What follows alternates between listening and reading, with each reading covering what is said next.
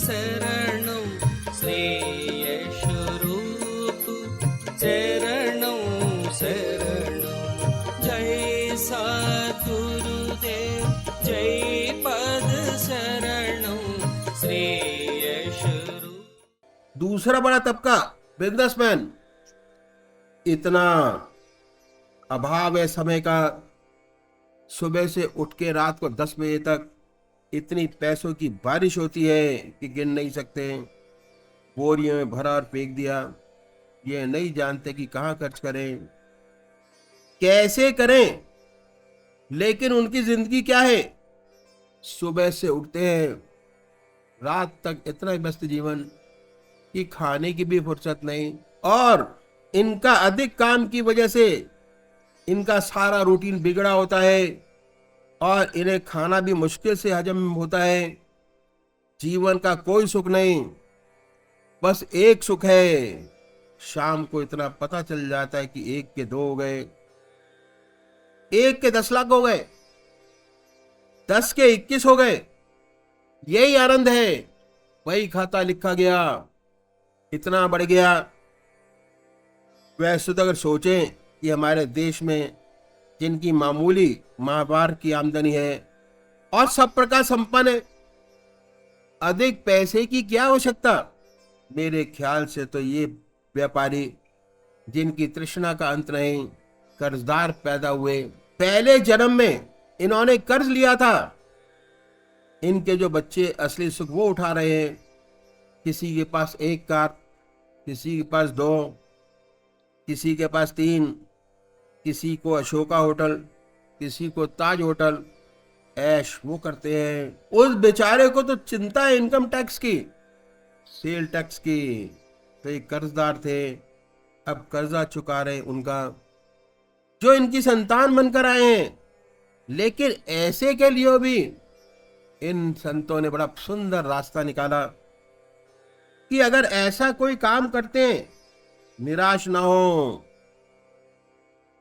जो बार बार करना पड़ता हो तो काम बन सकता है। अगर आपका शॉपिंग सेंटर है और आप वहीं बही लिखते हैं, तो जब बही सामने आए तो कहिए ओम, लिख डालिए।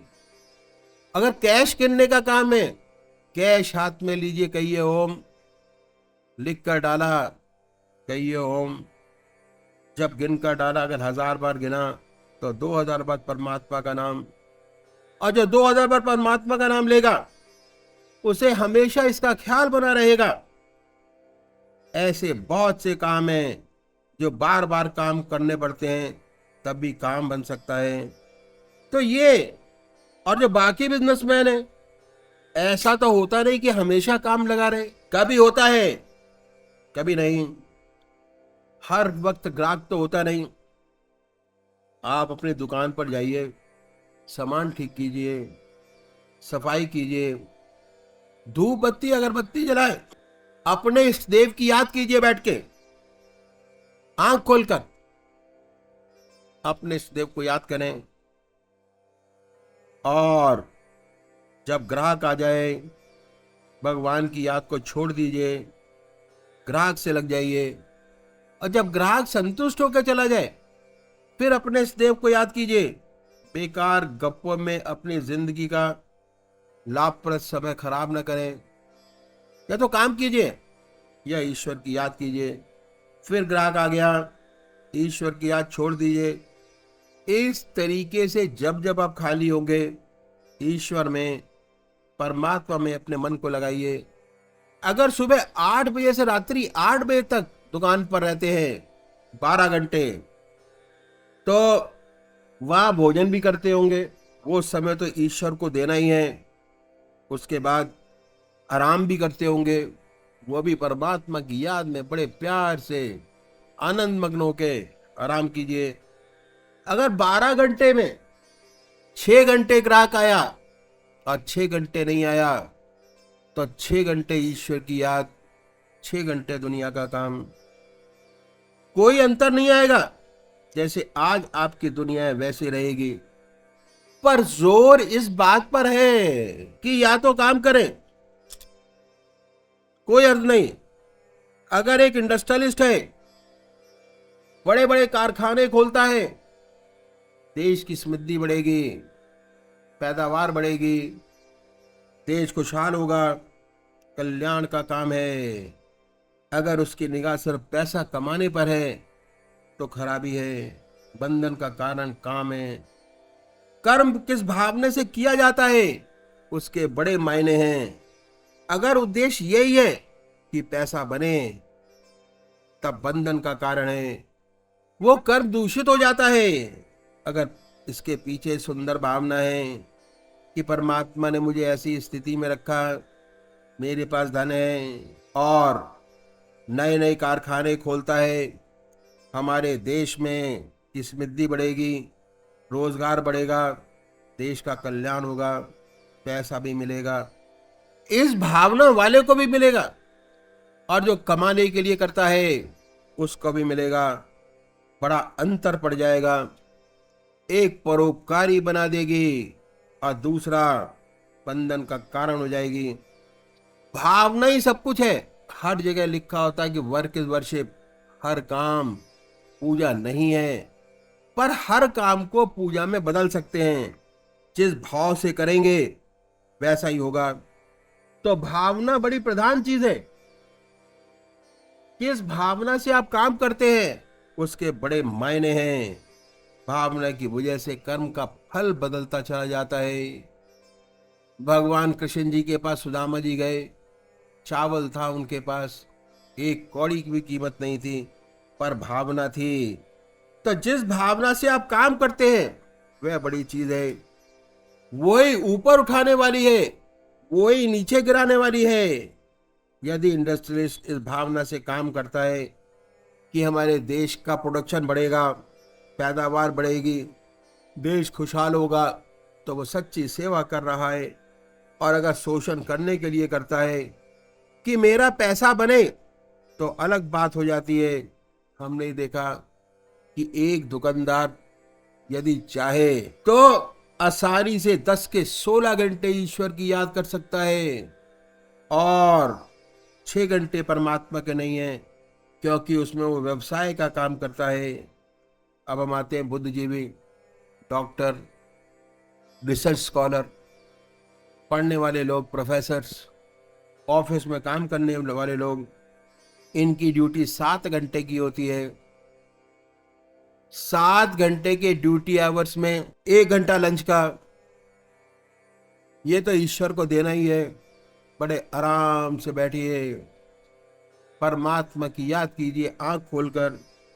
जैसे ही भोजन आए उसी को अर्पण करिए, उसी की याद में भोजन का पान करिए। बड़े प्यार से आराम कुर्सी पर बैठिए, ईश्वर की याद कीजिए आंख मीच कर। अगर ऐसा करेंगे तो दिमाग इतना रिफ्रेश हो जाएगा कि लंच के बाद जो आप काम करेंगे उसमें आपको थकान महसूस नहीं होगी और काम की एफिशिएंसी बढ़ेगी। उसके बाद 15 मिनट लंच से पहले चाय का, लंच के बाद भी 15 मिनट चाय का, आधा घंटा, ये 1.5 घंटा बड़े आराम से परमात्मा की याद कर सकते हैं। 7 घंटे में 1.5 घंटा तो वैसे ही निकल गया। उसके बाद ऐसा तो होता नहीं कि हमेशा काम रहे, कभी होता है कभी नहीं। जहां निरंतर काम बना रहता है, अधिकतर लोगों की जगह ऐसी होती है, काम नहीं होता। आप सुबह दफ्तर जाइए, मित्रों से बड़े प्यार से मिलिए, कोई चुटकुला हो तो सुना दीजिए रीडर डाइजेस्ट का, ताकि सब खुश हो जाए। जब सब खुश हो जाए अपनी सीट पर आए, बड़े प्यार से अपना काम कीजिए। काम खत्म, आंख खोलकर परमात्मा की याद करें, आंख मीच के नहीं, आंख खोलकर ईश्वर की याद करिए। पूरी लगन के साथ काम खत्म हो जाए, भगवान की याद आंख खोलकर करें। किसी को शुबा ना हो कि आप क्या कर रहे हैं। अगर ये पता लगा कि आप दफ्तर में बैठकर भगवान का ध्यान करते हैं तो आपको नहीं करने देंगे। लोग कहना शुरू करेंगे कि मैं तो दफ्तर में बैठकर भगवान का ध्यान करता हूं, दफ्तर में काम नहीं करने देंगे, कोई चौक फेंक के मारेगा। कोई कलम फेंक के मारेगा, तरह तरह के आपके नाम रखे जाएंगे स्वामी जी। तो पंडित जी आपको काम नहीं करने देंगे। बड़ा सतर्क रहना है और सतर्क होकर काम करना है। और गलती से कहीं आंख लग गई तो अड़ोसी पड़ोसी यही कहेगा कि भाई सेकंड शो देखकर सिनेमा का आया है इसलिए उग रहा है। इसमें कोई दोष नहीं। छिप कर अभ्यास कीजिए, इसका धीरे धीरे आपको लाभ होगा, धीरे धीरे आदत बन जाएगी। जब काम खत्म, ईश्वर की याद, काम आया उसमें लग जाइए। इन संतों ने बड़ी सुंदर बात बतलाई कि देखो हम दुनिया की हर चीज की कीमत आंकते हैं, मकान की, जमीन की, कपड़ों की, हर चीज की कीमत आंकते हैं, लेकिन बड़ा अफसोस है कि अपनी कीमत हम नहीं आंकते हैं। कभी सोचते भी नहीं कि हमने क्या पाया और क्या खोया, कीमत क्या है। इन संतों ने कहा जीवन बहुमूल्य है, जिंदगी का एक भी क्षण खराब न करें, परमात्मा की याद कीजिए या दुनिया का काम कीजिए, कोई अर्थ लगी। एक साइंटिस्ट है, कोई नई चीज निकालेगा, कोई नई चीज आएगी, लोगों को फायदा होगा, कोई नुकसान नहीं। इसका नुकसान तो तब है जब दुनिया का काम ना करें, उसे ईश्वर को दें, कोई क्षण सब ईश्वर को दें, बर्बाद ना करें, पूरी लगन से काम करें। उसके बाद जो समय मिले परमात्मा को दे दें। असल चीज भावना की है। और अगर हम पैसे के लिए काम करते हैं तो हमें संतोष नहीं होगा, हमारा मन जलता रहेगा कि हम बीए पास हैं, 1000 रुपये मिल रहे हैं, हमारा बॉस है वो हाई स्कूल पास है, 500 रुपये उसको हमसे पैसे ज़्यादा मिलते हैं, और जब तक निगाह तनख्वाह पर है शांति नहीं है। आप अपने आप को इससे ऊपर उठाइए और ये समझिए कि ये काम भगवान ने हमें दिया है और उसका काम समझ के हम कर रहे हैं। चाहे वो मैट्रिक हो, चाहे वो इंटर हो, परमात्मा ने उसे उठाया है, उसकी इज्जत करना मेरा फर्ज है।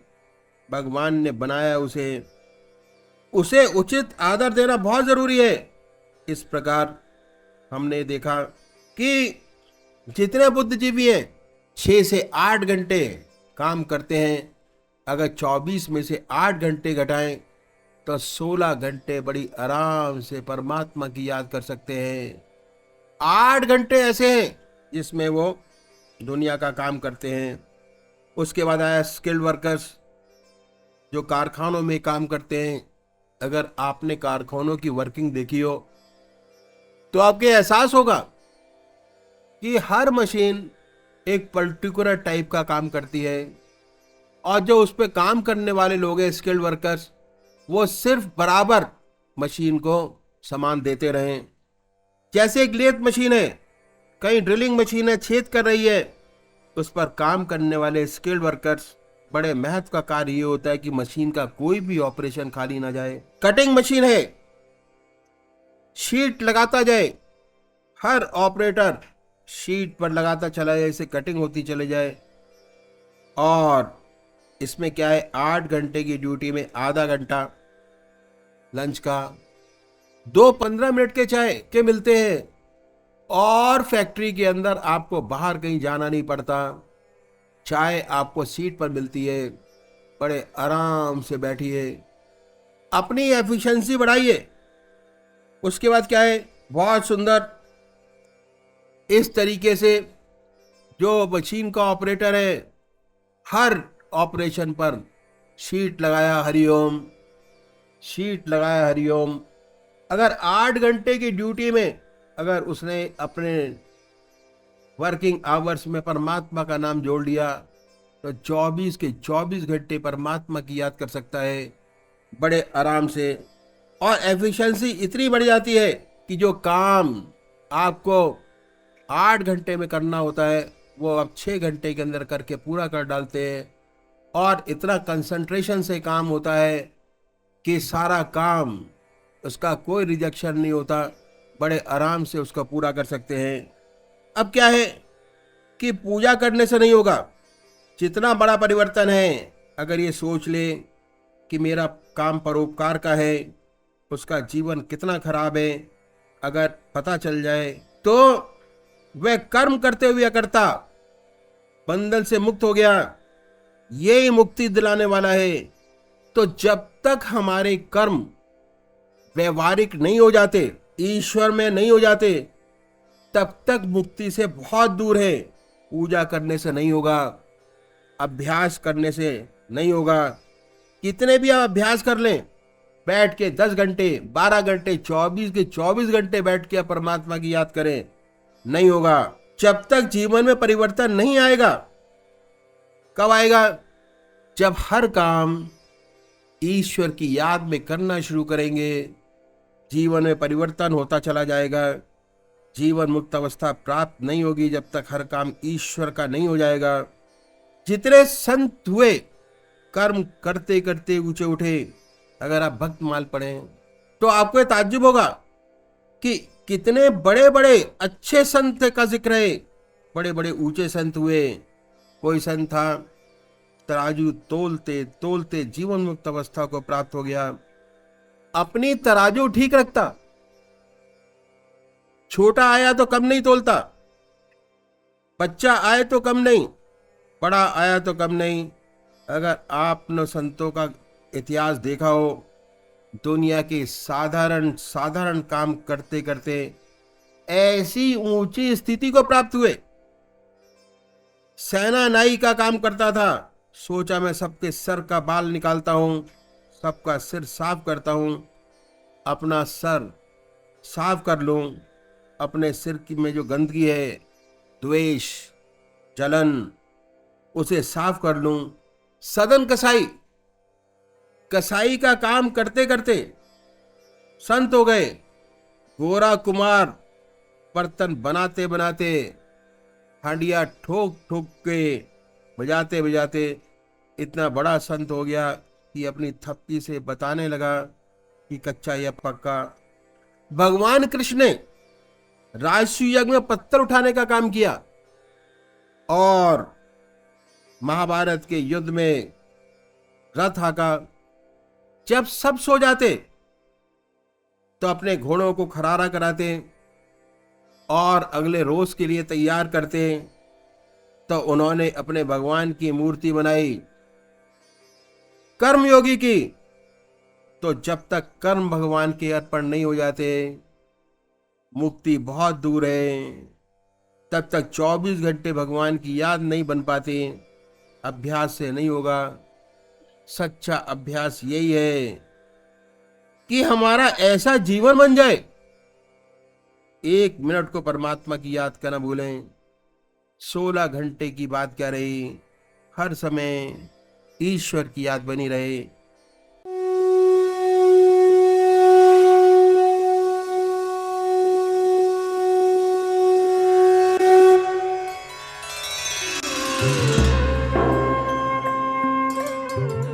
ध्यान योग के कार्यक्रम आनंद योग से निशुल्क जुड़ने के लिए संपर्क करें 9810239677।